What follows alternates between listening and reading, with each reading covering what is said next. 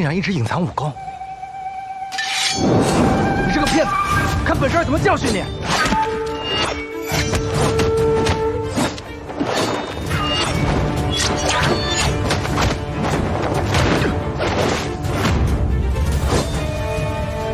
能逼我退一步，天赋不错。若给你10年时间，定是绝代高手。可惜呀。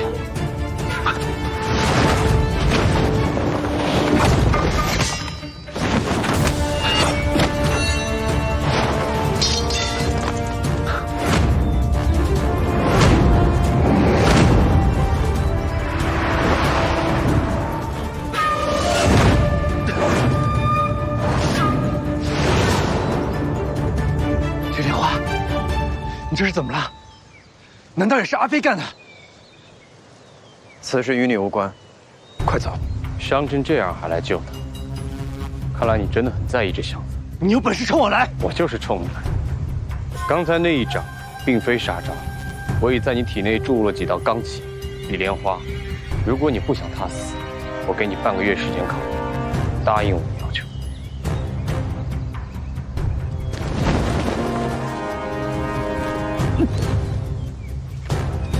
方小马，你怎么样？没事，我只是经脉有些长。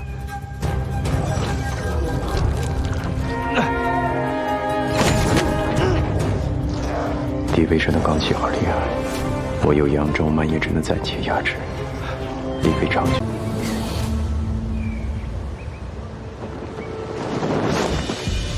小大圣女如此的着急，真是少见呐。风庆背后的主人现身，更是少见。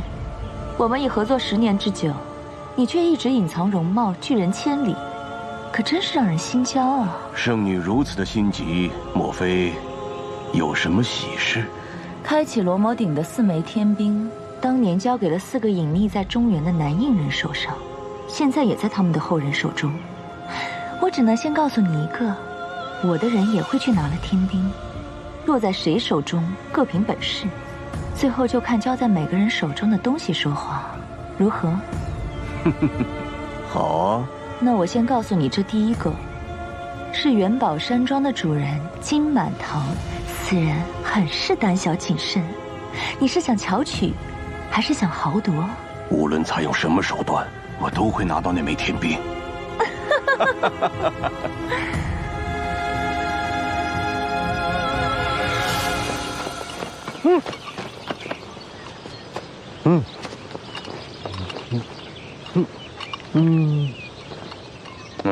你说把我的楼盖起来。这天机堂要抓你，又不是要伤我的楼，没必要躲得这么严实。是。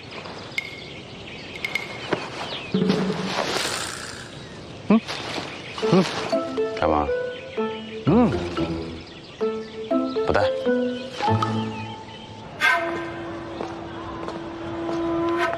干什么呢？莫慌啊！我们呢不是坏人，我呢是接了裘医榜来给你们家主人看病的。你们济世郎中干嘛打扮成这样，还鬼鬼祟祟的？顺路采药，带上这个能避蚊虫，麻烦帮我通报一声，就说李莲花求见。放肆！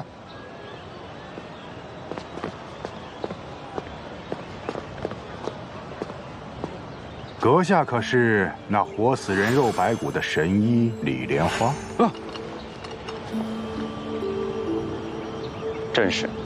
啊，幸会。这位呢是我的帮手。巧了，在庄上正好有几位神医的同行，神医可以与其饮茶，聊聊医术。哦，好，那就有劳了。2位里面请。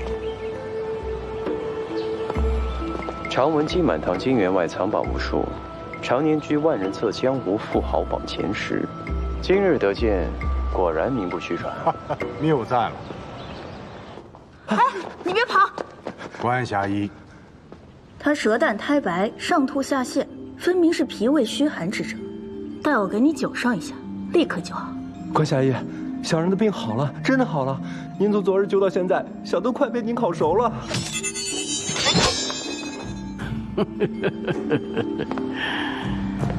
平日旁人求老夫看病施药，尚且无门；今日老夫心情高兴，看你面色清白，呼吸气弱，料想这府藏之内必有气阻，所以主动出手替你悬丝把脉。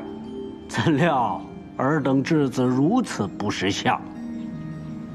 原来是有药无门，供养无门老前辈啊！失敬，失敬。在下李莲花。方才呢有些猝不及防，还望前辈见谅。李莲花，你就是那个传闻中能医死人肉白骨的莲花楼楼主李莲花啊？这看上去就平平无奇嘛。哼，我只是略懂一些粗浅的医术罢了。这位便是江湖人称乳燕神针的侠医关和梦。哦。这原来是关兄啊！起死回生的医术我还没见过。李莲花，我们俩比试比试，看谁的医术更厉害。就治他了。哎，哪来的小哑巴？好没礼貌！小哑巴，你是不是李神医跟班啊？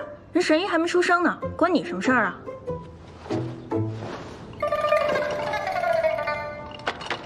你个哑巴话还这么多，我看不懂你在比划什么。哎，肃静雅正，关兄莫生气。这位呢，只不过是我的帮手，初入江湖不太懂规矩，你也别放在心上。改日闲下来之后，定向关兄请教。还是李神医温润有礼，只是啊，你这个小跟班，真得好好调教调教。关兄说的在理，就不要和他一般见识了。无法。这位便是阎王鬼见愁的鬼愁一手简凌霄。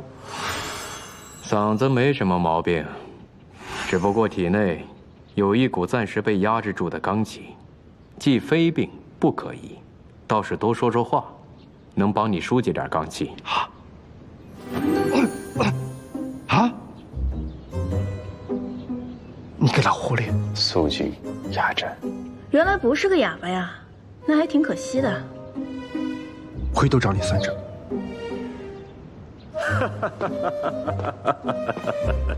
诸位名医神医欢聚一堂，我元宝山庄真乃蓬荜生辉呀！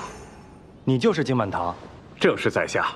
这听闻金员外身染重疾，才广招名医，但今日所见，金员外身如红钟，容光焕发，这也并不像得了病的样子。实不相瞒啊，在下请诸位前来，确实另有他事相求。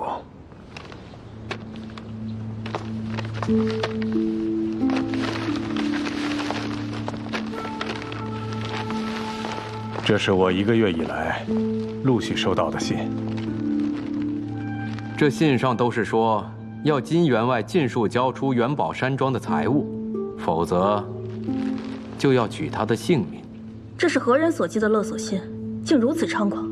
金某一番追查，毫无头绪。这钱财乃是身外之物，对我金某人而言，也并非那么重要。只是祖上传下的这些家业，我又岂能拱手让给那些贼人呢？如今我元宝山庄上下也加强了护卫，若有贼人硬闯，也并非易事。只是这案件难防啊，前不久就有家丁中毒暴毙，实在叫金某寝食难安啊。所以金员外就是想请我们过来，对你的饮食起居把关，以防有人下毒。若真不慎发生了什么意外，在场有这么多神医在，也可安枕无忧，对吗？正是如此。想不到老夫堂堂一杏林名医，倒被骗到这儿来，当成伺候人吃饭睡觉的婆子了。诸位若助我金某人渡过此关，我金某一定不会亏待大家。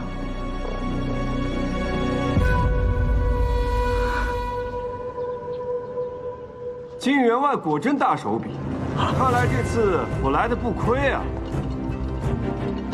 宗镇明珠，二位，别来无恙啊！你难道不是在大牢里关着吗？我这还要感谢二位，要是没有二位在玉城多管闲事，栽赃于我现在还在继续做着我的闲散大少爷，哪有机会坐上这监察司指挥使的位置呢？诸位，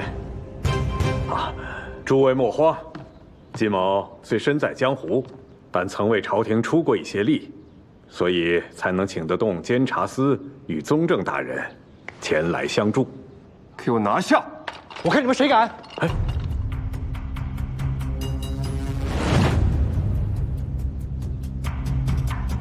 你凭什么抓他？这李莲花呀，惯常招摇撞骗，而且所到之处皆有命案发生，嫌疑大得很。我看此次勒索金员外的人，就是他。宗正大人，你这是有点公报私仇了。这每次命案我都在呢，那是因为我和方信他一起同行啊，而且每次我也将真相查明了。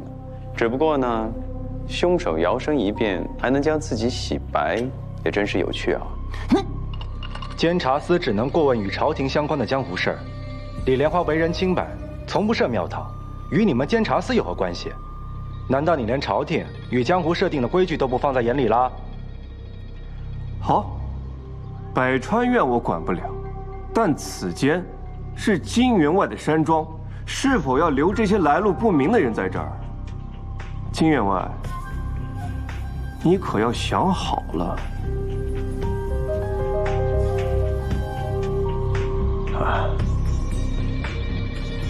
罢了罢了，大家也都别争吵了。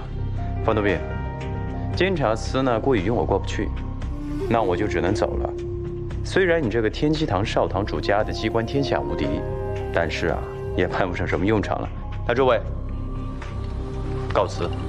等等，哎呀，我看二位与宗正大人一定是有什么误会。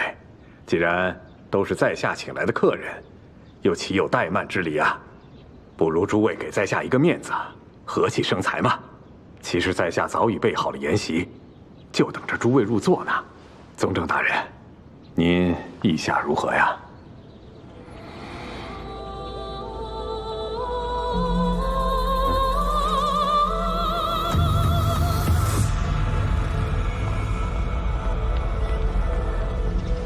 这多谢金员外的款待啊！客气了。二位方才说是有事要与我相谈，可是关于布置机关一事啊。金员外，由我方多病出手，保证一只苍蝇都飞不进你房间里头。这外人自是无法加害于您。哎呀，有劳方公子。应该的。只是在下有一个不情之请，金员外，想借贵庄的博兰人头一用。什么？你要我的博兰人头啊？这……哼，金员外，是这个样子的。我们想借博兰人头，用来疗愈，当场便会归还。他借……好，金员外，如果实在是不方便，我们二人现在就告辞。哎，告辞。等等，这个博兰人头乃我装至宝，二位既是要借，想必也得拿出点诚意来。若是二位能揪出背后遇害我之人，博兰人头的事，自然不是问题。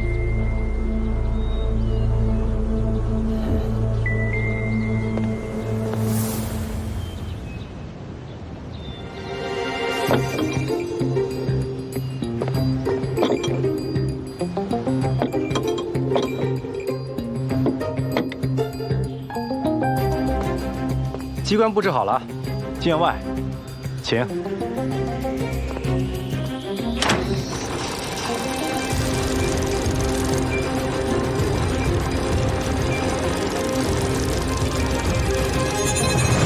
这是千灵阵，这避阵开阵的锁卡，只有在屋内的这一处。现在阵已开启，只要有人靠近此屋，就会被这锋利的悬丝所困，很快就会警示整个山庄了。这么快就能闯阵？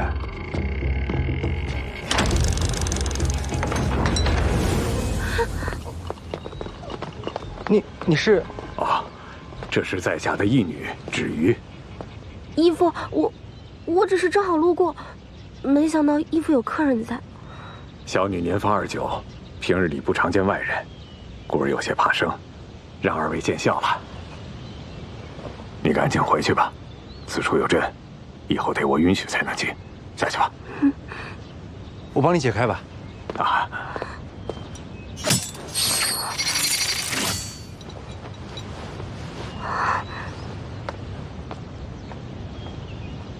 冰爱身体抱恙，过于瘦弱了。哎呀，天生体弱罢了，已找了大夫做了调理，就不劳李神医费心了。待二位抓到要害我之人，我们再谈博兰人头的事。哎，金员外，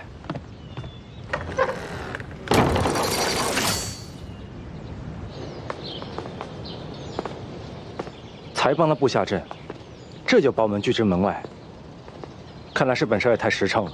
元宝山庄有这么多人看守，还杀出个宗正明珠，想必拿到这个博兰人头，也必须得帮金满堂这个忙吧。哎，简兄，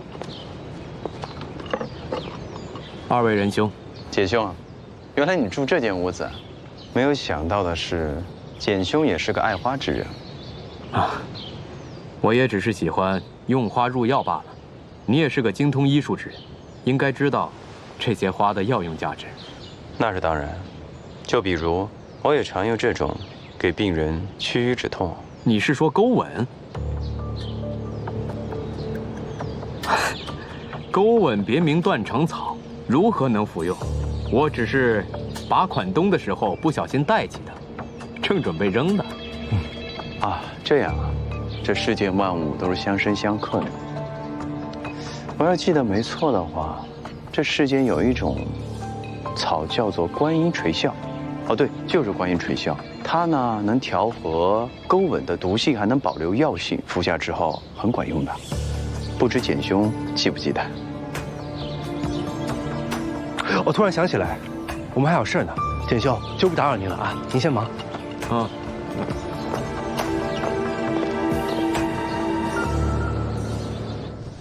我说你这个人啊，胆子倒是挺大的，关公面前耍大刀就不怕穿帮啊你？这脸皮稍微厚点，自然是不怕的呀。切，满口胡话说的那么好听，还有，你骗我不能出声，害我这一路上装哑巴的事没找你算账呢。沉默是金，是金啊！什么狗屁沉默是金？别以为屁我找那个什么博兰人头本少就可以原谅你。我告诉你，本少今天，本少今。怎么回事？怎么回事？你搞什么鬼啊？让你说话别这么大声，少嚷嚷。你体内的罡气封住你的哑穴了，赶紧坐下，用我教你的心法。快坐下。啊。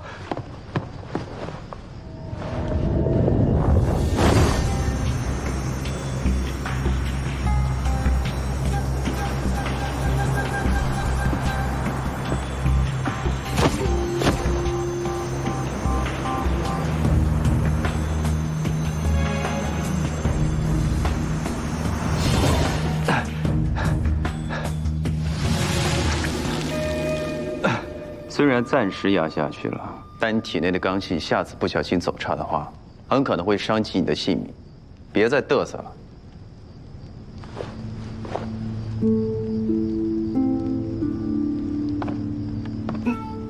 已经到了白老穴，看来时间不多了，得尽快完成金满堂所托才行。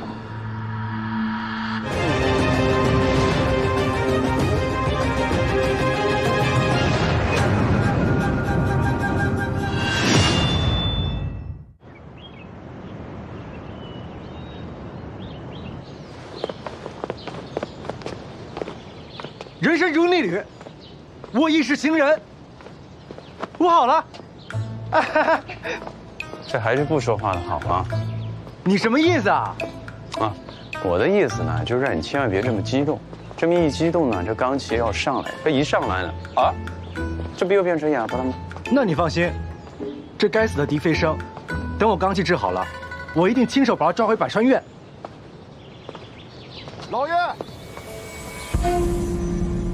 走。老爷，老爷啊！什么情况？老爷一直没出来呀。这千灵阵还开着，金员外应该就在屋内啊。金员外，请你把千灵阵关了吧。怎么回事？怎么回事？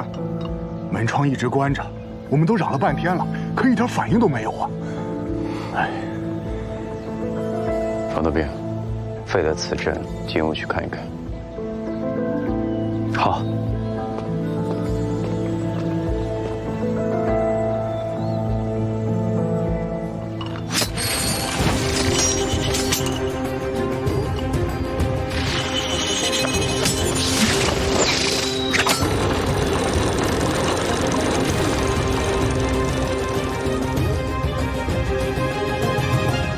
机关已解。我现在解开了啊！太好了。金员外，哎，金满堂人呢？老爷，老爷，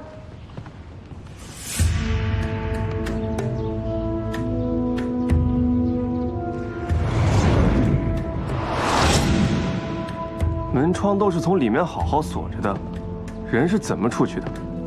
既然门窗都锁着，这仙灵阵还开着，金满堂就不可能离开房间。金管家，这屋里的密室在哪？密室？这在下从来不知啊。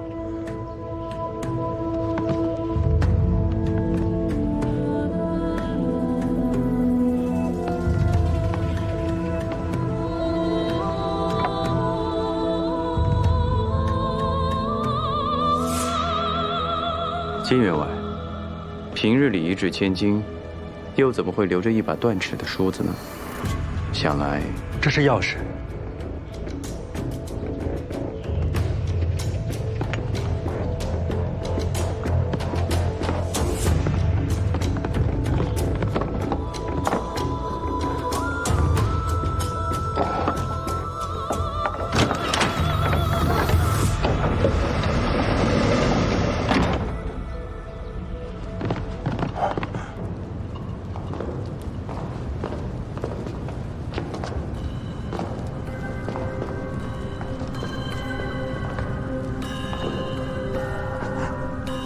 老爷，老爷，老爷，各位神医，快救救我家老爷！救救我家老爷呀！老爷，老爷，老爷，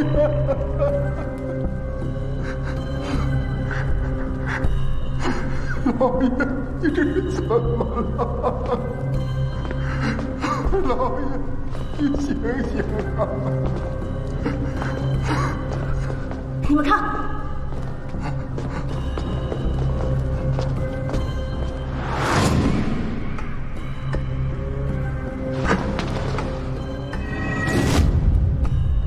是董灵，金灵剑，董灵。没错，就是他。他怎么会在这儿啊？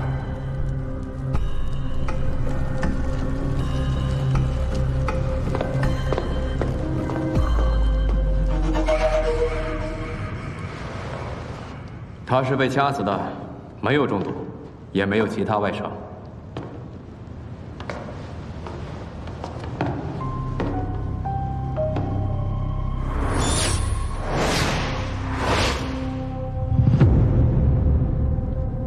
这剑上有毒，我来测测。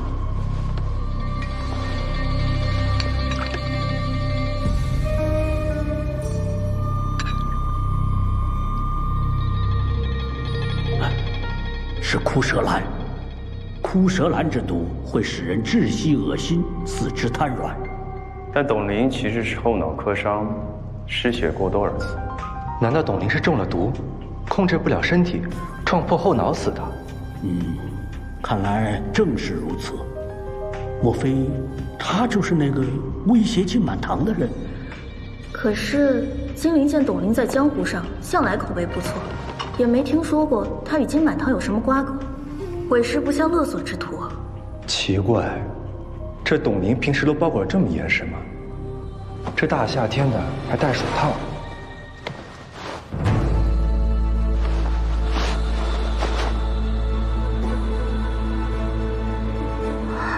李莲花，你看，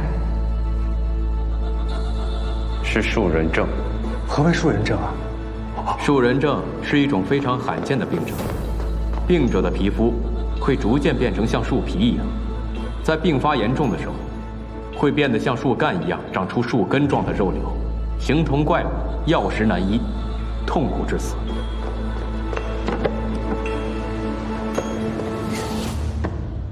波兰人头，波兰人头不见了！波兰人头不见了！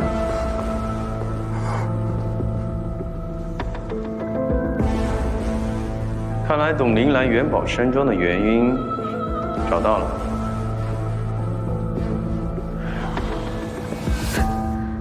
都别装了，传闻博兰人头能治百病，能助人长命百岁，就藏在这元宝山庄之内，江湖何人不知？我就不信大家这些神医的、名医的，到此不曾好奇这东西。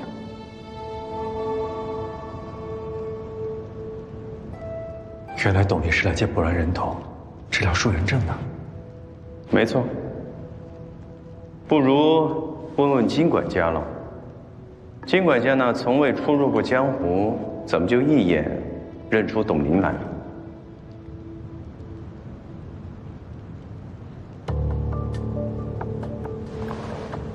对，我认得他。他化成灰，我都认得他。半月前，董灵来见我们家老爷，我远远的听着，听他喊要波兰人头。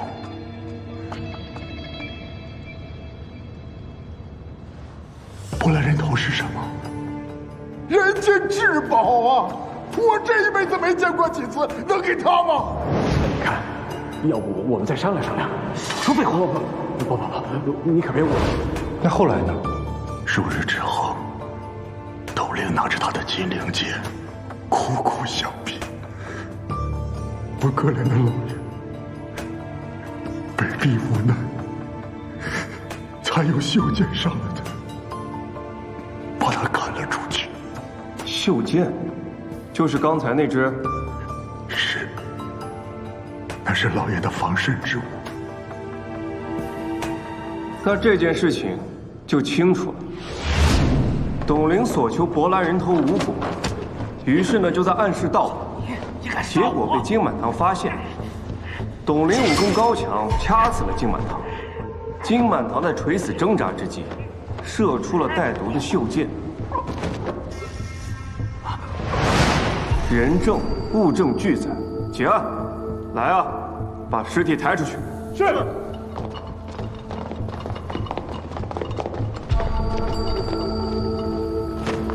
老爷，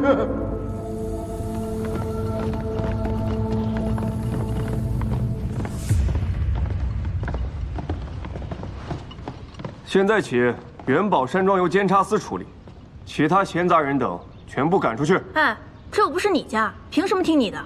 金员外求助朝廷在先，监察司处理此事理所当然。带走。嘿，慢着啊！在座的所有人也都不能走，不然这个凶手跑了，该怎么办啊？哼，董灵已死，还上哪儿找凶手啊？哼，既是盗宝，既然两个都死了，我问问你啊，那博兰人头哪去了？别忘了，刚刚那个盒子也都是空的呀。莫非这盒子里的东西长了个脚，自己跑了？除非有另一种解释。还有第三个人，这第三个人才是凶手。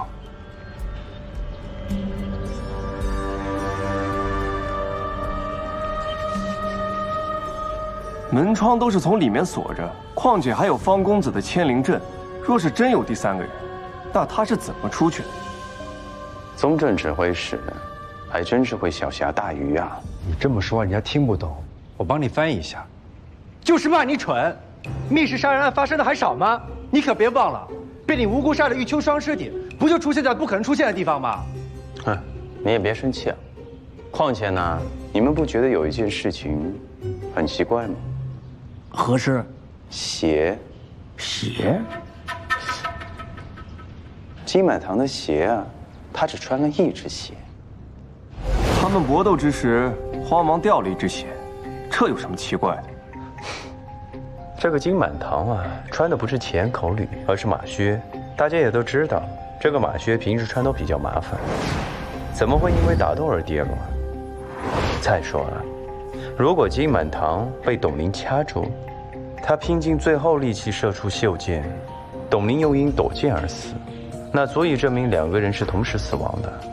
我特别想问问你们，金满堂的另一只鞋，又是被谁脱了呀？这……我知道了，必定是有第三个人，在密室到处寻找门钥匙，所以才会在金满堂全身上下翻找。没错，金管家，我想请问一下，昨天晚上你家主子是何时回的房呀？我记得是在戌时，我送老爷回房安歇，看着他打开了千灵阵。当时房间并无他人。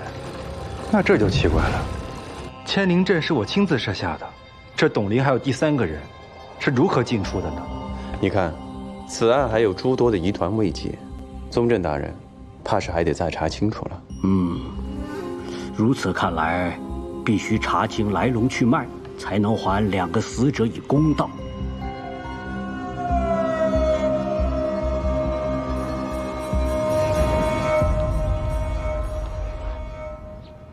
既然还有疑点，那就都来说说吧。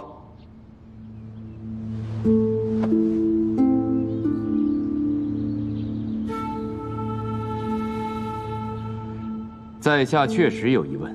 素闻莲花楼楼主虽怀绝世医术，但从不主动为人看病，身上超过50两银子，也绝不出诊。可为何这次元宝山庄一张榜寻医，你们就来得如此积极？这不是正好不足50两吗？你身边这位方少爷，一会儿能言，一会儿不能言的，分明是致命的罡气所致。只怕你们也和那董玲一样，是为博兰人头而来的吧？没错，我们确有此意。可你们别忘了，二人互杀的傻言论是我们推翻的，我们不会蠢到引火烧身吧？那谁又知道，昨天晚上是不是你们两个作案后，将博兰人头藏到了山庄的别处？因为我突然要赶你们走，你们才找理由留下来，伺机取走宝物。哼，你这么说呢，也有道理。我呢，竟无法反驳。那说吧，昨晚你们二人的行踪。昨天晚上我们二人就在房间里头，从未出过门。我们两个人可以互相作证。你们二人狼狈为奸，证词不得作数。何况金满堂屋外的那些破铃铛，不也是你方多病所设吗？你们若想出去，自然没有铃声。你们俩嫌疑最大。你冷静，罡气呢？罡气，气死我了！宗正大人，这要说嫌疑嘛，那昨天呢，你为何避开众人，悄悄地去见这个金员外？要是我没有看错的话，还有，你们两个好像发生了不小的冲突啊。那只是一些公务上的事罢了。怎么，我还要向你交代？哼，那倒不必。只不过呢，你会不会因为这些公务，对他起了杀心啊？你，哎，这么一说，我也想起来，昨天半夜，我看到关侠医抱着个包袱，鬼鬼祟祟出了房间，不知道是去干什么了。我出门怎么了？那你要是这么说的话，我昨天晚上还看到公羊先生偷偷跟踪芷玉姑娘。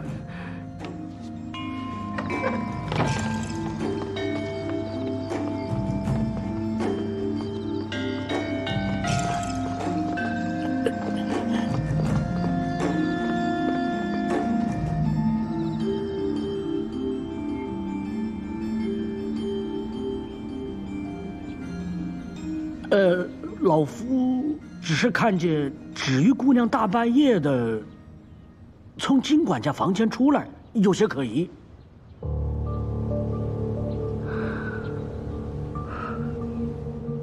我只是吩咐芷玉招待大家的饭食而已。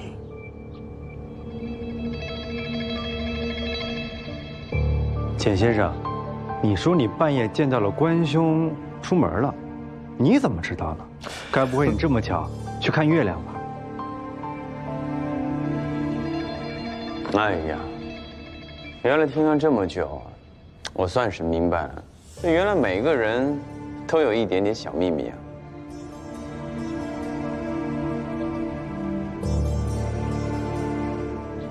废话多说无益，既然大家都有嫌疑，那就只好将整个山庄都搜查一遍。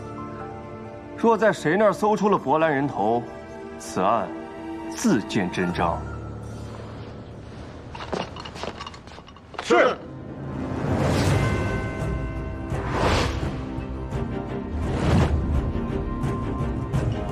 走，去别处看看。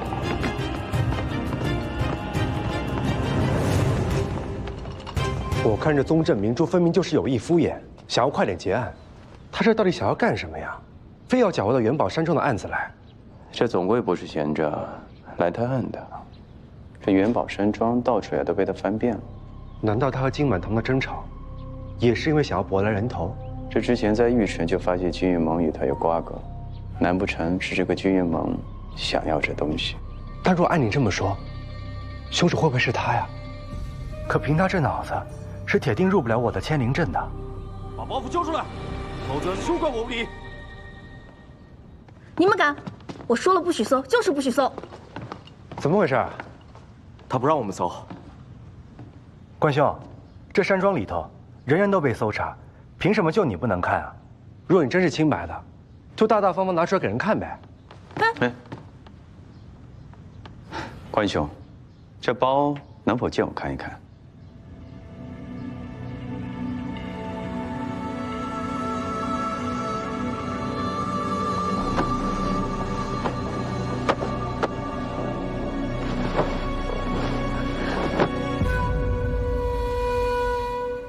各位，这包里并无硬物，大家也都可以放心了吧？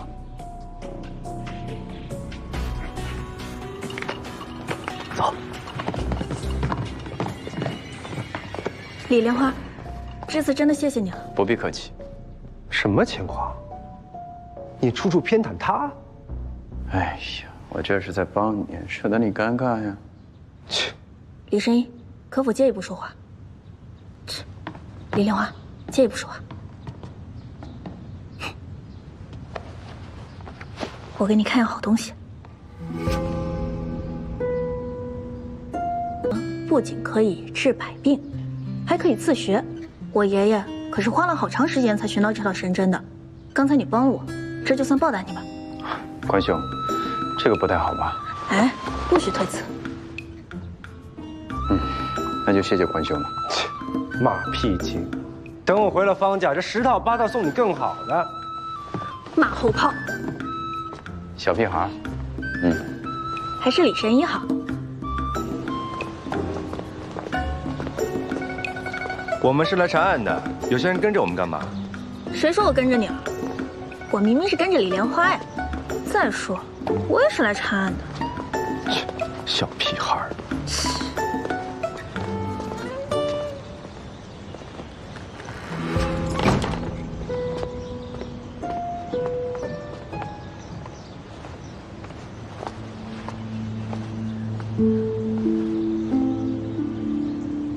金管家，这是我给我们家老爷准备一身干净的衣服，给他换上。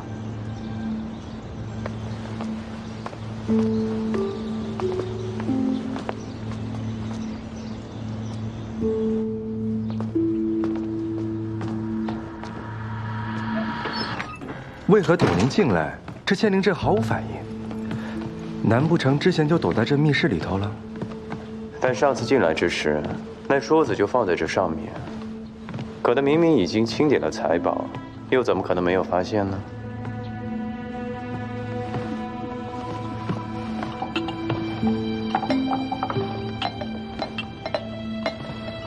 你们看，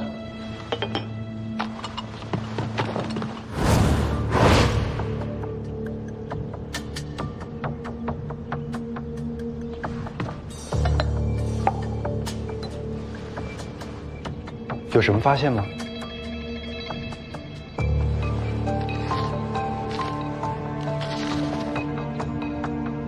此帖为照，这是一张当票。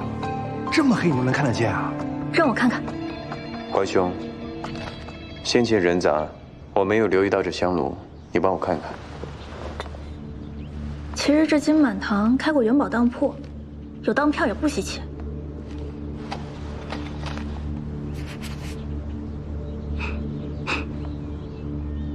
这里面掺了其他香。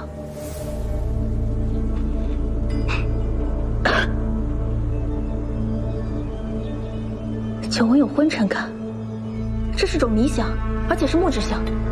小心！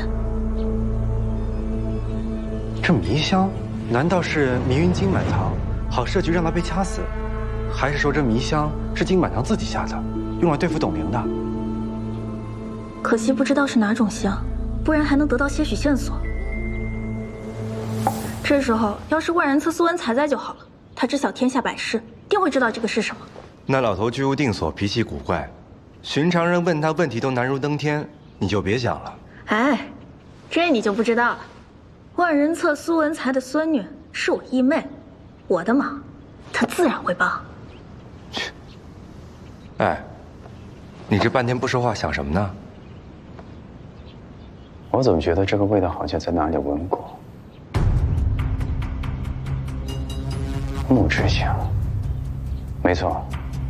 你刚刚说的木质香，这个香味止于姑娘身上就有，这绝对不可能是一种巧合。镯子，镯子怎么了？镯子有问题。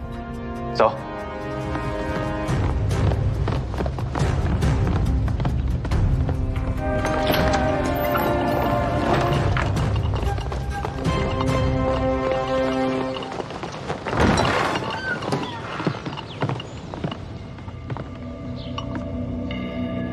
人跑了，分头找。好。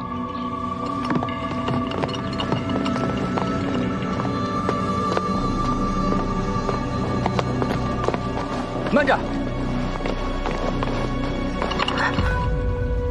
芷瑜姑娘，这副模样是要去哪儿啊？你昨夜去过金满堂的房间，迷香可是你下的。我没有。你身上明明就有迷香的味道，义父刚死，身为棋女，连葬礼都不参加，就想乔装逃离。你和金满堂到底怎么回事？不说是吧？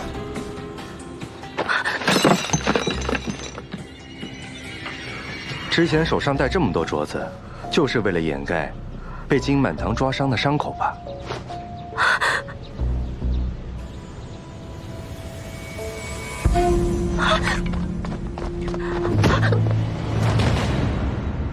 还想畏罪潜逃？你这是干什么？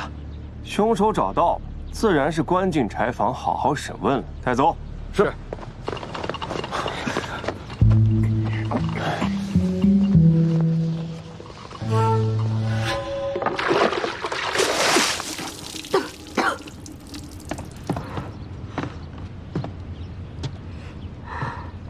这么如花似玉的姑娘，我都不忍心动刑了。说吧，博兰人头在何处？我不知道，人不是我杀的，我没拿博兰人头。不说是吧？监察司滥用私刑，若是有人在朝上参上这一本，你说会不会龙颜大怒呢？把他给我看好了，任何人不得靠近。他一日不说，我便一日不给他水粮，我看他能撑到几时。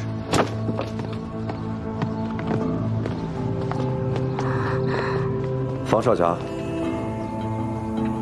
请吧。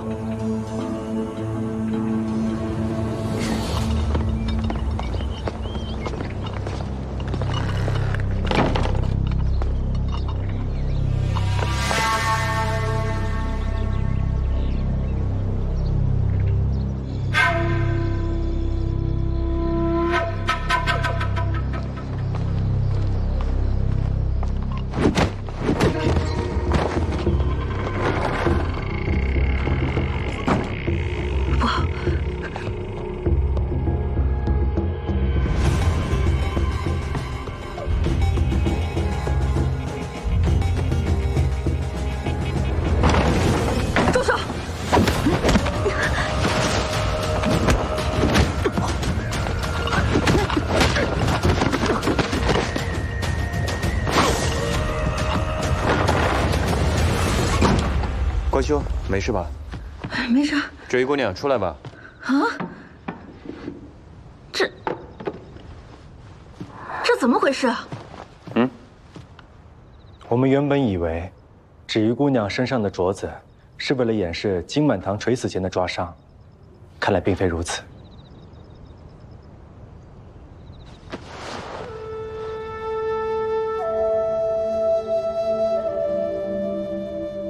这伤是刀割所致，所以你们判断之前的推断有误。先前是我们误会姑娘了。那芮玉手上的伤，还有身上的香，又是怎么回事？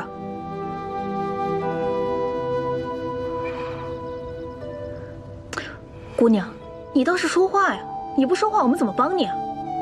事到如今，和你们说了也无妨。所有人都以为我是金满堂的义女，锦衣玉食，富贵滔天。可事实上，我却只是他买来的药引子。什么？药引子？我从6岁被买到元宝山庄，每日不间断的要使用10几种药材。10年后，终于成了他的药人。金满堂每隔几日便用迷香使我致幻，麻痹我的痛感，以方便他在我身上驱邪。他将我的血和药材一起泡在柏兰人头中饮用，说是这样才能让他身体康健。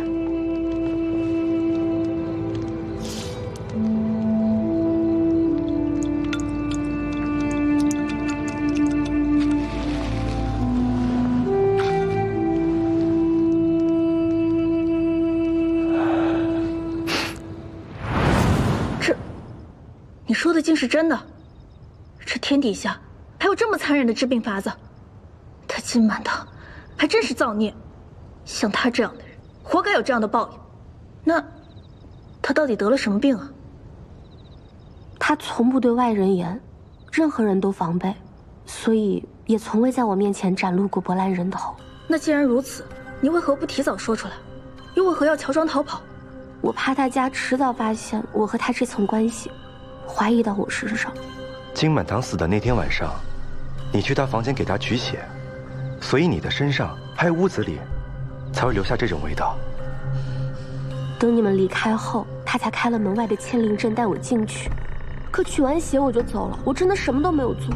那你再仔细想想，金满堂临死之前可还有什么异常？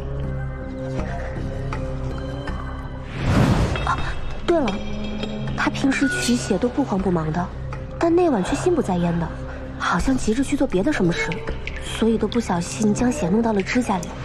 我猜当时金满堂应该是急着去密室查看董林的，对不对？你还是认为在我们布下仙灵阵之前，董林就已经在屋内了？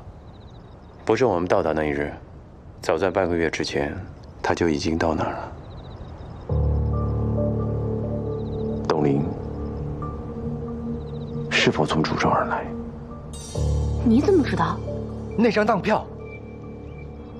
我明白了，一定是董林在早年的时候问金满堂当过什么东西，然后现在想赎回来。有可能是柏兰人头呢，然后金满堂却不舍得还给他，所以他们就成了仇家。我一直在想，董林威胁过金满堂，而金满堂拿到勒索信，证据确凿，却没有揭发董林，所以这个董林早已在他控制之中。不是董林躲在密室暗算金满堂，而是金满堂已经设法将他囚禁了起来。董林来见过我们家老爷，幸好老爷暗中用袖剑击败了他。还好老爷当时急中生智，才没被董林所伤。不过事发紧急，我们当时并未及时赶到，叫董林跑了。事后我们这些会员因为看护不力，还被管家打了板子。对啊，元宝山庄的人都说董林被金满堂赶走了，可谁也没有亲眼看见。所以，金满堂根本就是在撒谎。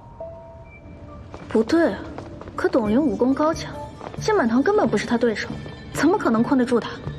你们不记得这个了？之前，这个盒子不是在地下吗？这地上为什么会有一个空盒呢？我之前以为是第3个人进入了密室，拿走了盒子里的东西，若真是有人进来的话，那门口的千灵阵肯定是会有所反应的。空盒子是金满堂用来诱敌的鱼饵。快点，别给我耍花样啊！你说我都答应把它给你了，你这还有什么不放心的呀？伯来人头呢？那儿呢，我来人头就在那儿。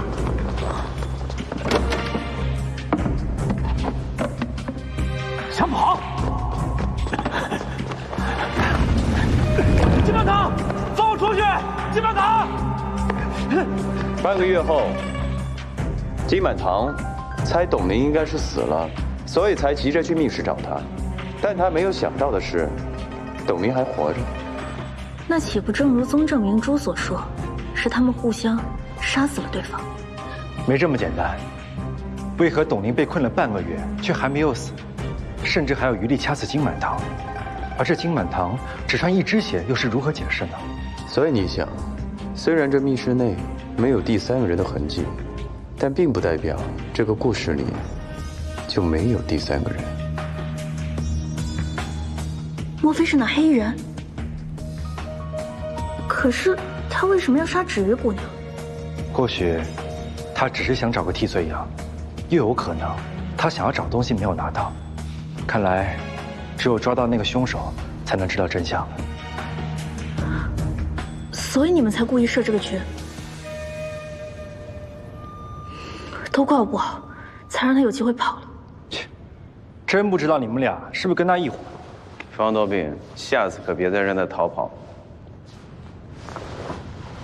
你以为你们还有下次？果然又是你们，打伤我的手下，劫走嫌犯，究竟是何居心？人不是芷玉姑娘杀的，我们来只是想查清真相。查清真相？我让人去查过百川院录用在册的刑探名单了。方多病，你根本就是个西贝货，还有资格在这查案？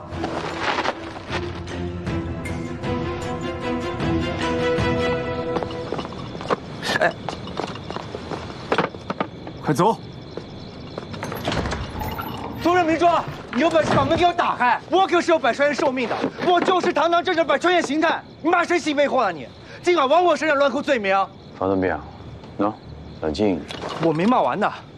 宗正明珠，你给我听着，你作奸犯科，逃脱刑法。我不管你这次有什么目的，你休想只手遮天。我定会查清所有的真相，亲手把你抓回大牢里。你给我等着！哎呦，气死我了！气死我了！气气也太大了。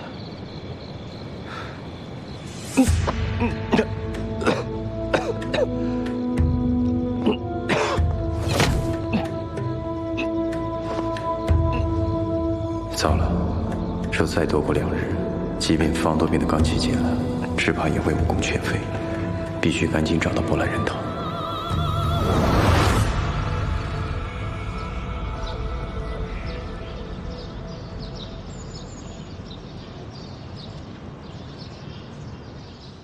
宗正明珠，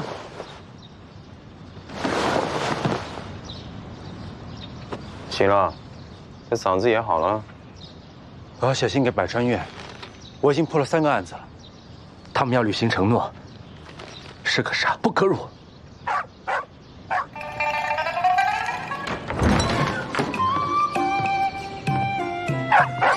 不是，回京，关兄。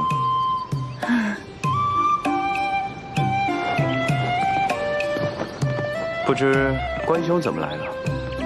我来看看你们，还有西贝火。我知道你们肯定关心元宝山庄里的情况。哎，跟你们讲，宗正明珠担心有人把博兰人头偷偷带出来，让他搜了身才放我出来的。这宗正明珠还在揪着芷玉姑娘逼问啊？是啊，他说宁肯错抓，也不能放过芷玉。他还继续在元宝山庄中到处搜查博兰人头，大家还挺配合的，说一定要找到凶手，帮金满堂讨公道。这倒是都挺有公益心的呀。哎，不过金管家心情就不太好了。不知道是不是因为金满堂的死伤心过度，从昨天晚上到今天，整个人失魂落魄的，跟他说话都没什么反应。感情有这么深啊？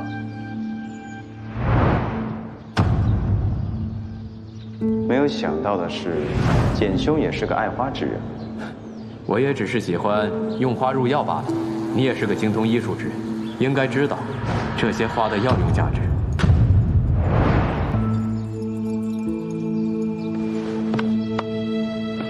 李莲花，发什么呆呢？这关兄好不容易来一次，来，给你做的饭吃。啊？没你的份。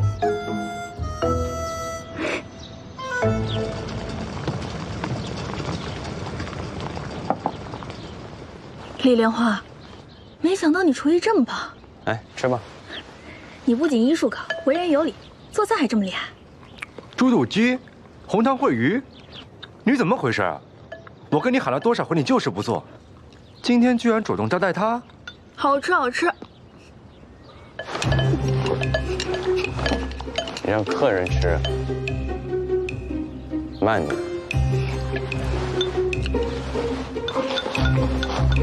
关兄，实不相瞒，如今我们二人被赶出了元宝山庄，很多事情是查不了的。如今关兄你在，不妨请关兄与我们来个里应外合，怎么样？这个嘛，有点麻烦。毕竟我关和睦在江湖上，那也是有头有脸的人物，可不是谁请吃顿饭就会帮忙的。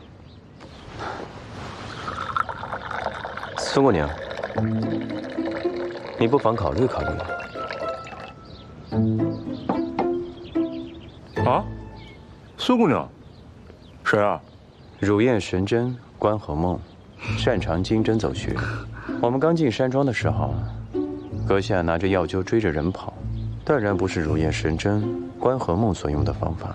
刚见尸体的时候呢，你对这个尸体没有任何的判断，甚至对树人阵还很惊奇，所以我猜你根本就不会医术吧。所以呢？元宝山庄天下闻名，所以这里汇聚了江湖中所有的奇异，天下皆知。敢冒充关和梦，却无人前来追究，那么镇主肯定也知道此事啊。哦，还有吗？你之前提到了苏文才，所以我的猜测是，你是关霞衣的义妹，万人册苏文才的孙女苏小庸。果然聪明，不错，我就是苏小庸。什么？你居然是个姑娘？要不然呢？你爱搜别人的包袱，摸来摸去的，要是被公主知道了，看你怎么交代。我那是不知道。等等，什么叫跟公主交代？我可没说要当那平姨父嘛，你可别瞎说。苏姑娘那天晚上被简凌霄看见神神秘秘出了门，想必是为了避开众人，去沐浴洗漱吧。没错，我就是好奇博兰人头，所以才来看看你。本来不想被发现。李莲花，你该不会是想拿我身份的事，威胁我帮你忙吧？我自然不是这种人。我可以帮你，但我才不是怕你拆穿我的身份，而是因为我喜欢你。喂，我金陵苏家素来有个规矩，苏家女儿从不轻易送人东西，一旦送，那便是定情的意思。你先前已经收了我的金针，便是我的人了。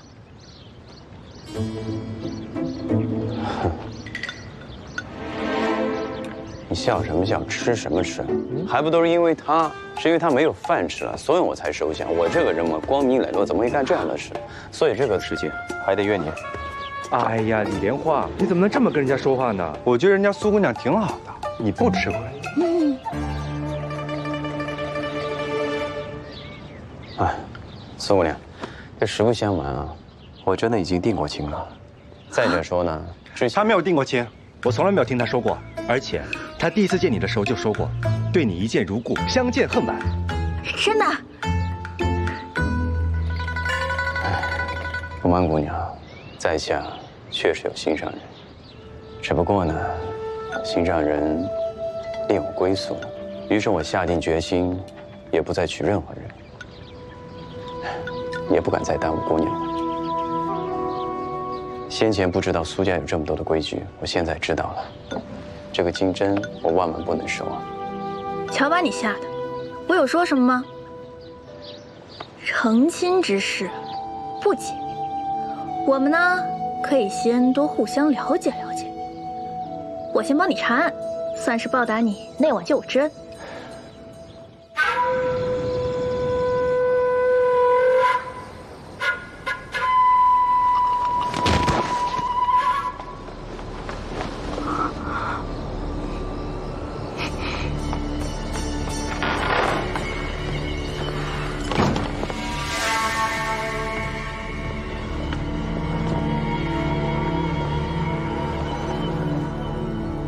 关霞姨，你要干什么？姑娘不必害怕，我只是想问姑娘几个问题。我能说的都告诉李莲花了，博兰人头真的不在我这儿。我知道不在你那儿，因为在我这儿。什么？人是你杀的？我竟错信了你们。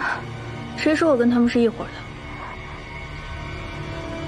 至于姑娘，金满堂拿你和博兰人头治好怪病，你说这么神奇的东西，哪个当大夫的不想要？你既已得手，还揪着我做什么？你放心，我会救你出去的。到时候你人和博兰人头都在我手上，我一定能慢慢研究清楚博兰人头治百病的秘密。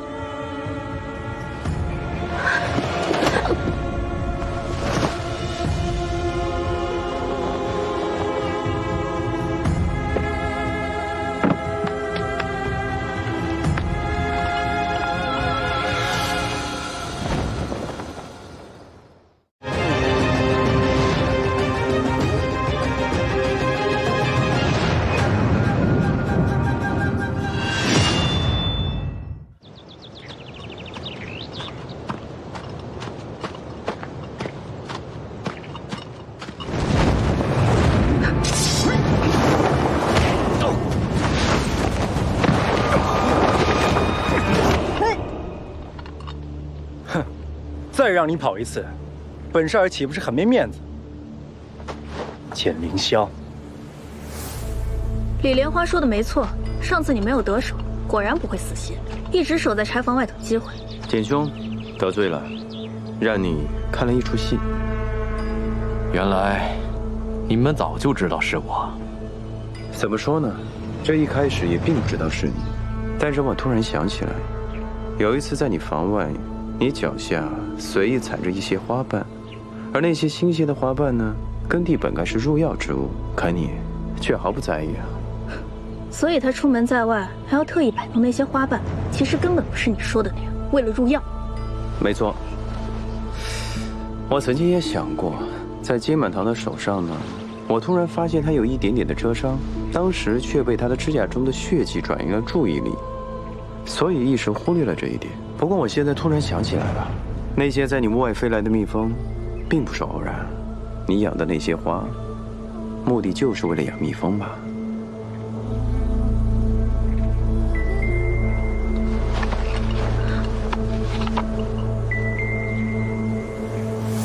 果然随身养蜂。你们既然已设下此局，就应该清楚的知道，博兰人头不在我手上，否则，我也不会追着关和梦而来。没错，说得对。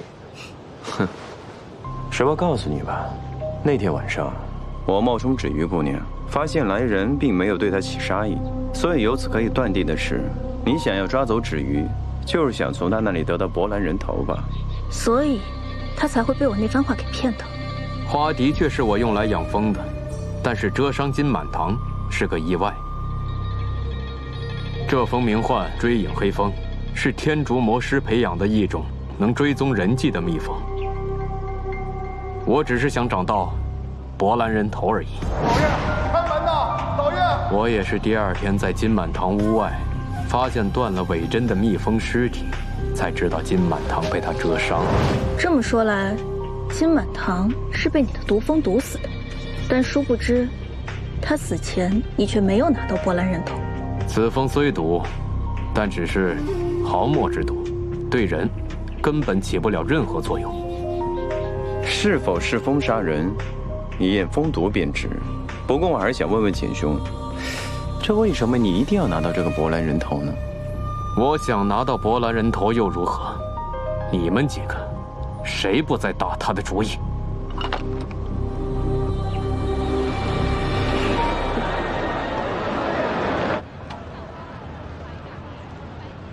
这蜂毒性甚微，不至于让人丧命啊。看来是没有撒谎。不知简兄现在可否告知，你执意要这个博兰人头，是为了什么？我要博兰人头，是为了给我儿子治病。令郎身患何病？难道就连鬼仇医手也没办法吗？是树人症。所以当我看到董灵也同样有此怪病时，很是惊讶。实不相瞒，树人症此病非常非常罕见，而且是家族祖上染病，一代传于一代。家族遗传病。我的妻子便是染上了这种怪病而死。如今，我的儿子也开始发病了。我不想看到他像我妻子一样受此折磨。无论如何，都要拿到博兰人头。那简兄，你是从何得知这个博兰人头就能解这个树人症的呀？因为我知道，金满堂就是用博兰人头抑制住了他的病症。你是说金满堂得的也是树人症？这个病这么不常见，为何恰好都聚在了一起？该不会是……没错，我的亡妻金玉珠就是金满堂同父异母的妹妹。金老爷子生前好游风戏蝶，处处皆留风流债，内子是外室所生，一直没有被认回元宝山庄。这么看来，那董宁多半也和金家脱不了干系。我也是这么猜测的，没想到金满堂完全不顾念血脉之情，宁愿眼睁睁地看着他们病死，也不愿意拿出博兰人头。我之前从芷衣姑娘那里得知，这个金满堂每隔几日便用博兰人头喝他的血，就是为了抑制他的树化症状。这个方法极其的残忍，根本与害人无异。简兄，你医者仁心，想必得到这个博兰人头，也不忍心吧？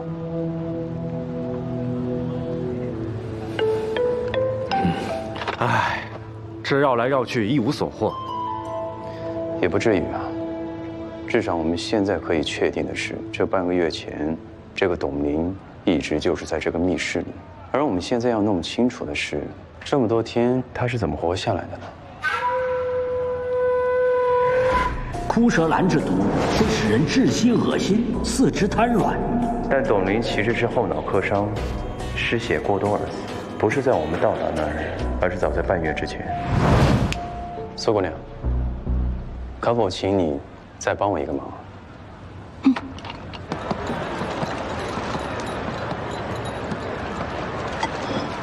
你让那个苏小阳再回密室有什么用？我们之前也没找到什么线索，还能指望他呀？所以我让他带了个帮手。帮手？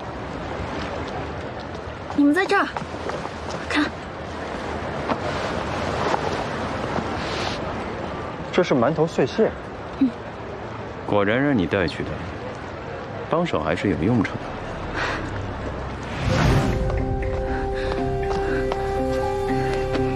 兄弟，靠你了。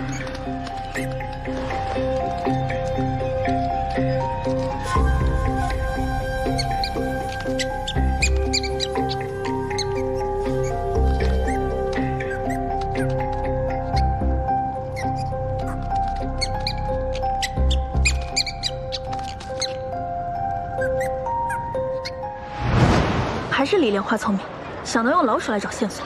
哼，方小宝，你之前不是问董玲为什么被困了这么久还没有饿死吗？这不就是答案了吗？这是有人给他送了吃的，可这密室的门不是只有金满堂才能打开吗？难道？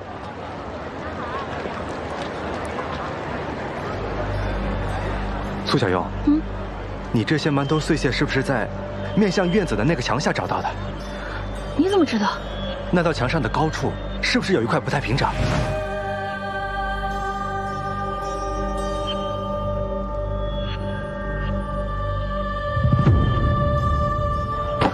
没错。那上面呢，应该藏有通气口。很简单，那个人从这个通气口给董玲送吃的，所以这个董玲才能活这么久。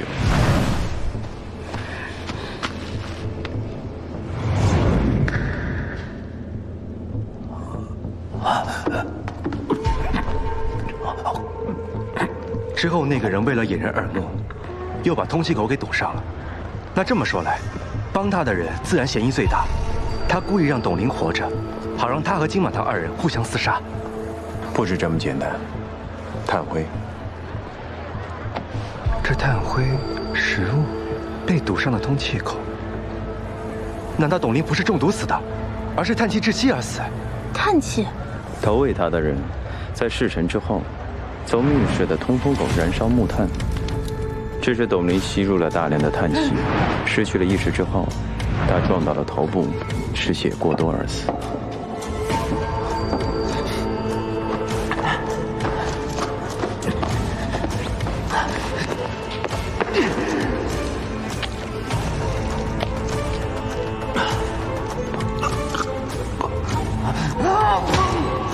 之前我就觉得奇怪，这个董玲身上确实有毒箭划过的伤痕，但这个伤痕很浅。董玲的内力不错，这点毒，怎么至于让她失去意识呢？但她身上又没有其他中毒的痕迹，所以就忽视了。那这就对了。如此说来，金满堂的邪就有的解释了。这密室由内而外用的不是钥匙，而是点位机关，所以董玲就算翻遍了金满堂的全身，也翻不到钥匙呀。声音小一点。有机会知道通风口，还能给董玲送吃的，所以毋庸置疑，此人必定是在这个元宝山庄里。没错。可是元宝山庄上上下下仆役侍从这么多，到底是谁呢？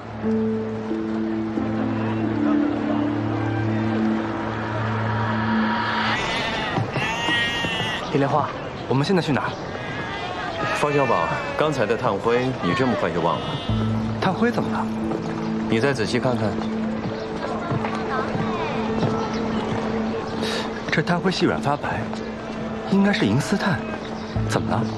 现在啊，大家未到冬季，那贵重的炭火一定会锁在库房当中。所以这个季节在元宝山庄拿走银丝炭的人，又会是谁呢？管家金长宝，只有他有内务库房钥匙。没错，宗正明珠搜遍了整个元宝山庄都没有找到博兰人头，想必啊，这个博兰人头或许根本就没有离开过这个金满堂的房间。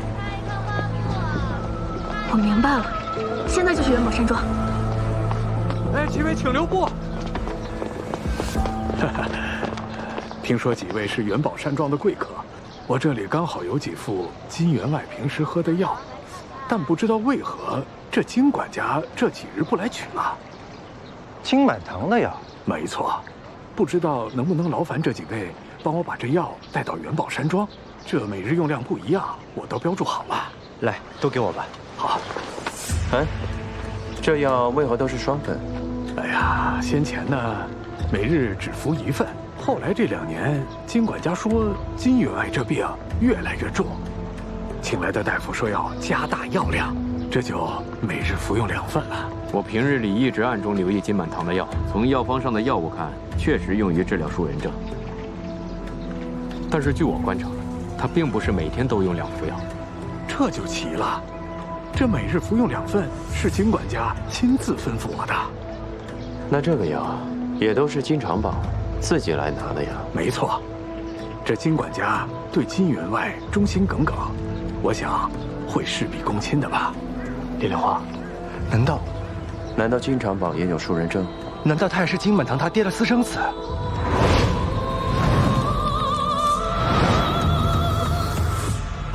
指挥使已经下令，你们2人不得入内。我们查到了重要线索，不让我们进去。若是让嫌犯跑了，你们监察司如何交代啊？上次不抓你们，已经是看在方尚书的面子上，还请速速离开。你，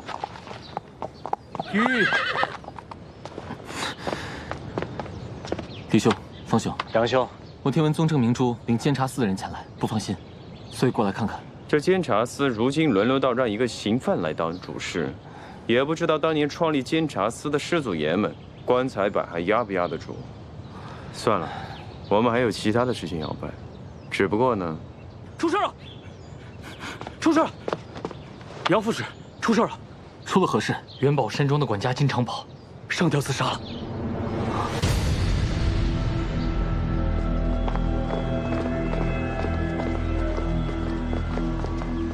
你们还敢闯进来？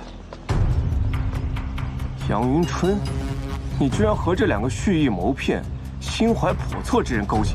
我曾亲眼所见，百川院的石水姑娘向方多病分派公务，何来谋骗一说？此2人形迹可疑，早已被我逐了出去。你不过副旨，居我之下，竟敢违抗我的命令！我虽为副旨，却有御赐天龙封号，执天龙令，有独立行事之权。听闻此处金管家刚又出了事。宗正公子若无事，在下要先进去查看。方小马，这个比你百川院威风多了呀。哦。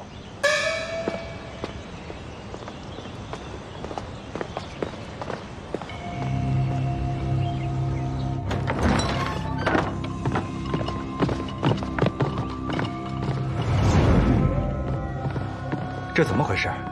金长宝好端端的怎么会自杀呢？金管家也许是因为老爷的死，伤心过度，发了疯。他这2天要么失魂落魄，要么情绪激动，一会儿哭一会儿笑，嘴里老是念着为什么我不可以，为什么没有用之类的疯话。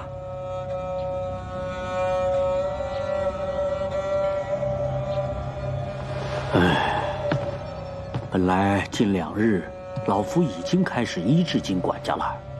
他头上这些针，正是老夫刚才为疏通他脑中郁结所施的。可谁知，老夫才替他施完针，出去熬了会儿药，就听说金管家寻了短见。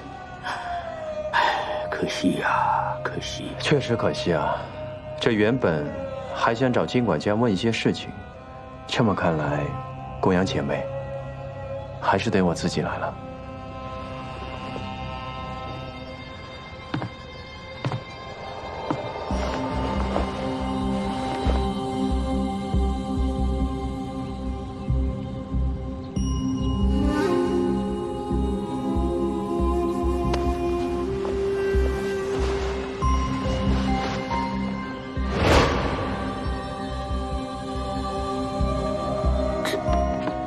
这金长宝果然有树人证。该自己的树人证，竟然在元宝山庄隐藏了这么多年，他竟对自己下这样的狠手。树皮肉瘤反复长，他就反复刮，竟然忍着这些痛苦，最终却还没能成功。这是怎么回事？树人证其实是元宝山庄金氏一族的家族病，在下的亡妻便是金满堂的异母妹妹，所以知晓此事。既然董灵、金长宝也有这种罕见的病症，那说明他们也是金家的一脉。你说的是真的？元宝山庄的老庄主就是因为树人症而过世的。你们尽可找来庄上年长的老仆，一问便知。这金长宝定是偷走了舶来人头，用过之后却发现对自己的树人证毫无作用，所以才会疯掉的。他哪会知道，金满堂平时除了用舶来人头，还得配上以药材常年养出来的人血才行。舶来人头是被金长宝拿走的。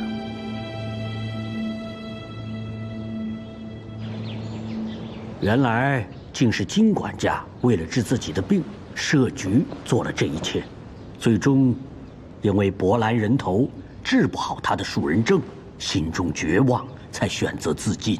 我看也并非如此吧。骑兵指挥使，没有找到波兰人头。哼，这没找到也就对了呀。李兄，这是何意？杨兄，你可密人去金满堂的房间查一下，看看是否少了什么日用之物。是。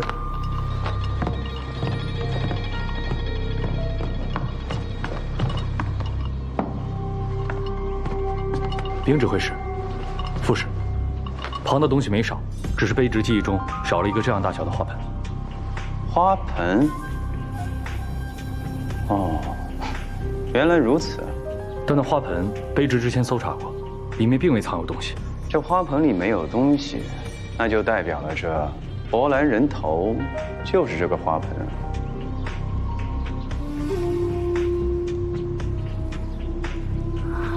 什么？这花盆可比这盒子大多了，怎么可能装得进去？谁告诉你这个盒子装的一定就是伯兰人头呢？我们当中又有谁见过伯兰人头呢？这竟然大家都没有见过，又怎会知道装他的盒子是什么模样？金满堂竟然用假的东西将董宁骗进了密室，那就说明他把真的伯兰人头早都已经藏好了。我们第一次进密室的时候呢，金管家就故意给了我们一个错误的引导，他把空的盒子打开，告诉我们伯兰人头不见了。伯兰人头，伯兰人头不见了！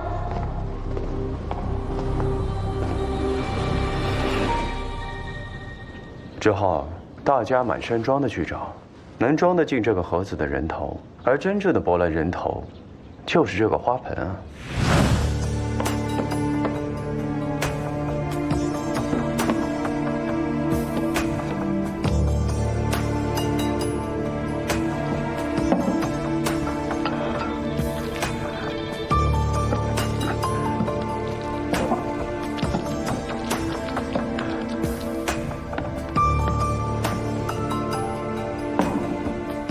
只怕这一时半会也找不到这个花盆了呀！你这又是何意？先说说这个金长宝吧。这金长宝算计金满堂不假，但他并非是有胆杀人，否则呢，他怎么会在元宝山庄这么多年了，却偏偏要等到现在下手？因为啊，他不是自尽。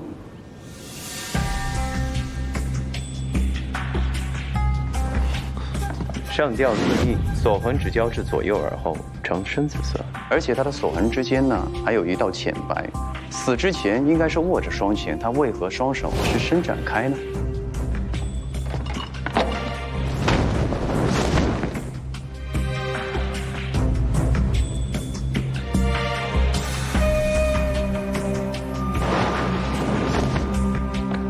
这根横梁上只有一根绳子的痕迹。如果人真的是自杀的，会因为痛苦而有所挣扎，在这梁上留下多处挠动的痕迹，而并非只有一根明晰的雕痕。所以，这金长宝是被挪尸，伪造成上吊自杀的样子。敢问公羊老前辈，可了解枯蛇兰的毒性啊？这一道毒箭浅伤，还不足以让一个内力深厚的人完全失去意识而昏过去。公羊前辈，你身为名医，你是故意知道了不说，还是另有其他的图谋啊？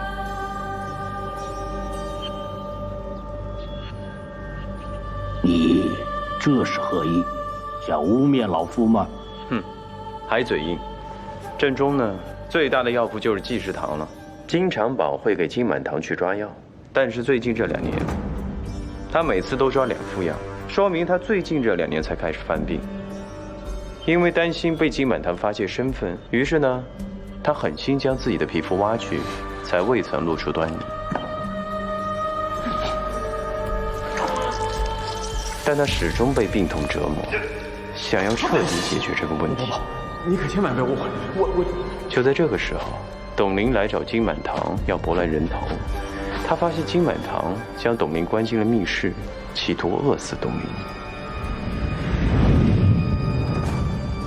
快点，别给我耍花样啊！哎呀，我都说了把它给你，你还想干什么呀？伯兰人头呢？我就放那儿了，就在那儿。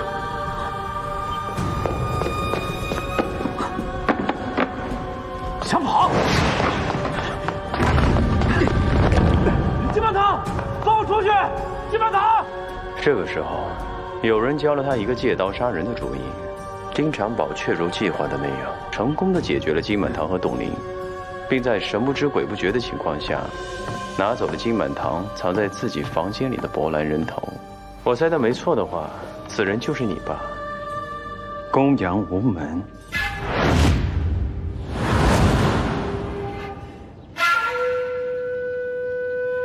李莲花，公羊前辈德高望重，你休要血口喷人。我之所以这么断定，证据有3啊。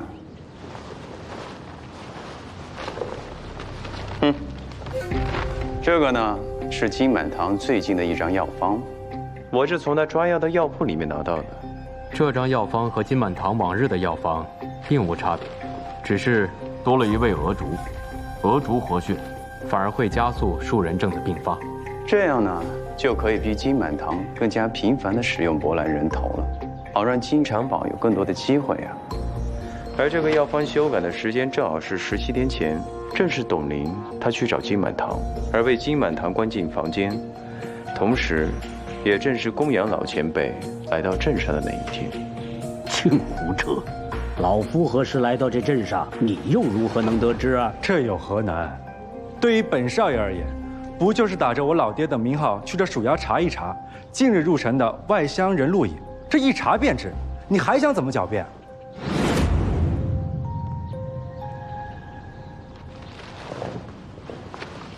唉，还有这意外的发现，写给金满堂的这些勒索信和这药方上的字迹居然是一样的。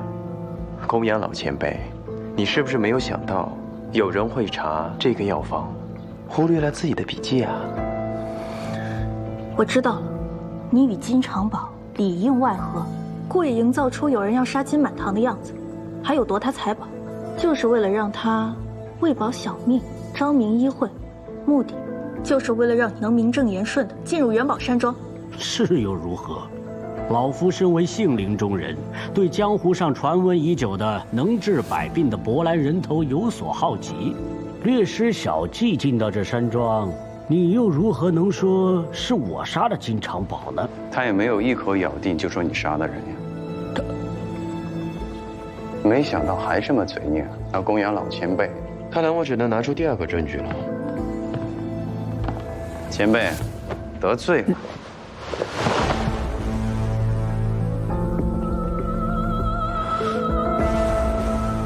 金长宝答应和公羊前辈合作，但他并没有完全的信任你，想必呢是提出拿到博兰人头之后，想让前辈给他治病，所以才会把这个博兰人头作为交易。公羊前辈也正是苦于此。那日呢，你就跟踪芷鱼姑娘，却没有想到的是，你还真的发现了芷鱼姑娘割血的秘密啊！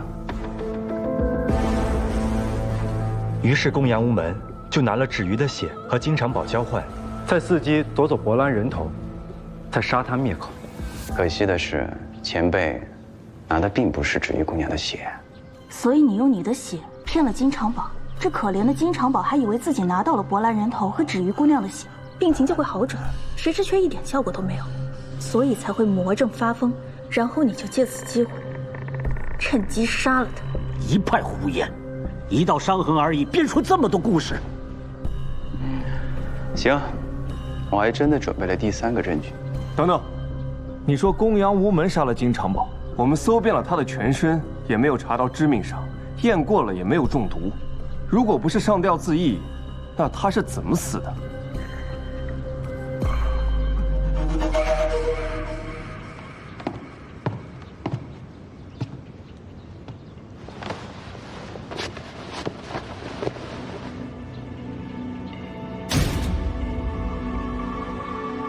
素闻公羊无门前辈68神针，针针所到妙手回春。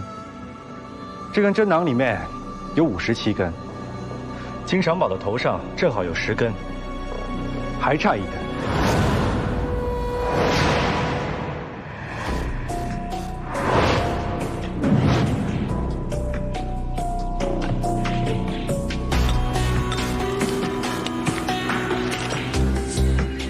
就在这里。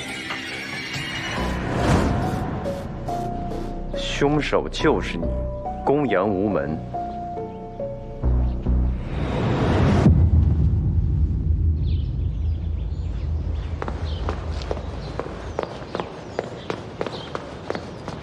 骑兵指挥使，副使，是公羊无门的包袱里发现此物，在公羊无门的房间发现和金满堂屋内一样的花盆，清洗过后确实是舶来人头。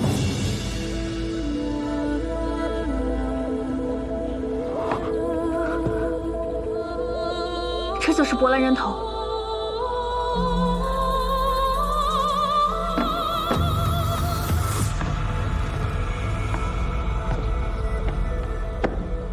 下去吧。是。既然凶手已经抓到，舶来人头也已经找到，人证物证，我要带回监察司受理。哎，慢着，这宗正大人，你倒是忘了，朝廷已武陵陛下的规定了。此乃江湖事，理应由我们百川院来处理，还轮不到你们监察司来越俎代庖。此事我还就管定了，百川院又如何？这规矩早就该改改。今天我就让你们见识见识监察司的厉害。宗正秘书，谁敢动我百川院的人？张远春，你！我以监察司副使的身份，令你们立即撤出元宝山庄，余下主使皆交由百川院处理。你别忘了，我才是指挥使。诸位都是监察司精锐，也与在下共事多年，当知我监察司的职责和御下的规矩。杨副使说的没错，按例律，此事我们的确无权僭越。你们敢违抗我的命令？你若还不罢手，我就只好请出御赐天龙令，触犯监察司立司原则，当杖摆。你是要我在这里行刑，还是押你回京？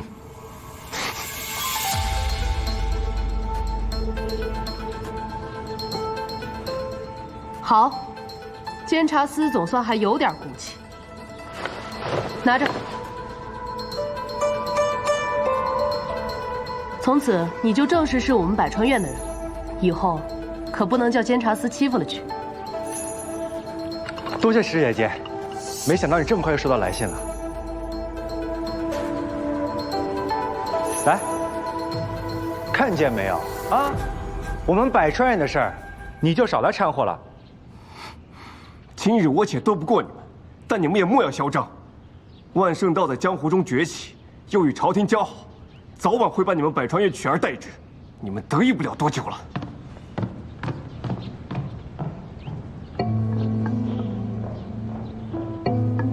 万圣道。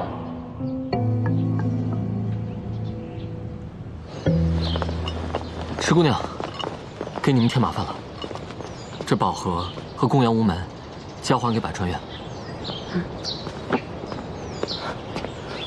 石院主，杨大人，犬子身患数人症，唯有这博兰人头能救治其病，请二位大人看在我多年来救治病人的份上，借博兰人头，救我儿子一命。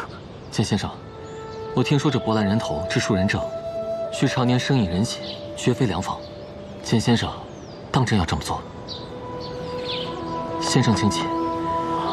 我记得在宫中曾听到一位老御医提起过，他钻研数人症半生，小有所得，虽还无法治愈此疾，但能控制病情，不知有性命之忧。我可为您引荐。大恩大德，无以为报，请受简某一拜。不必，不必如此。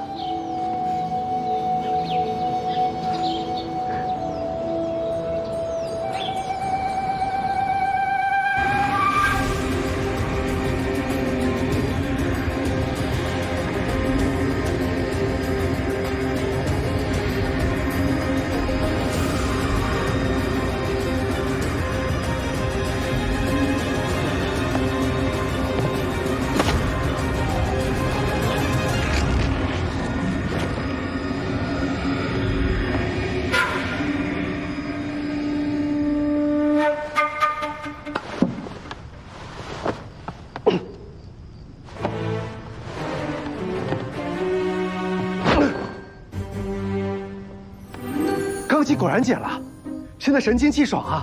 你罡气是解了，也不用谢我啊。我跟你讲，我刚才感受了一股真气在助我，这感觉也太奇妙了。哦，那定是这博兰人头的缘故吧？真是个好东西。这个波兰人头，至阴至寒之气果然厉害。要说你是件宝物吧，却因此死了这么多人，真不知道是救人还是害人，还是赶紧放起来。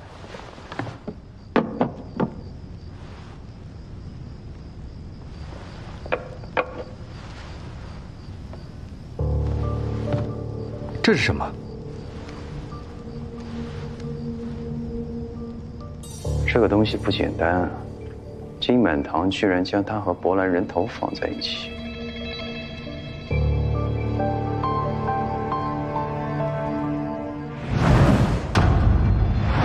这像是南印文，之前在一品分当中，好像也出现过这样的文字。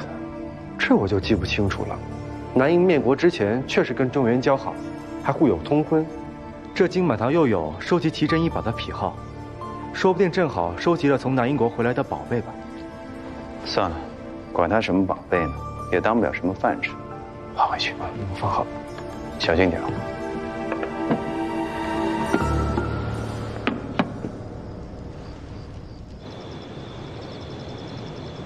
来。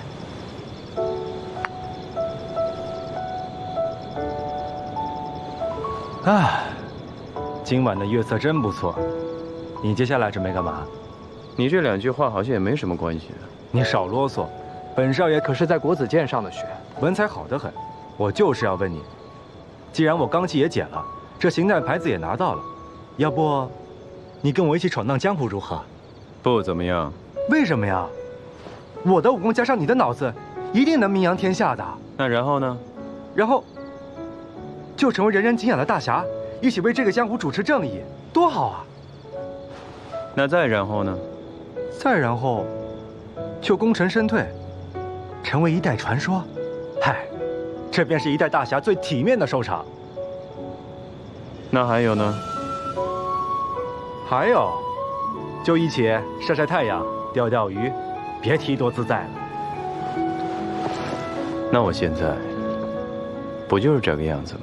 何必要等到以后呢？这怎么能一样呢？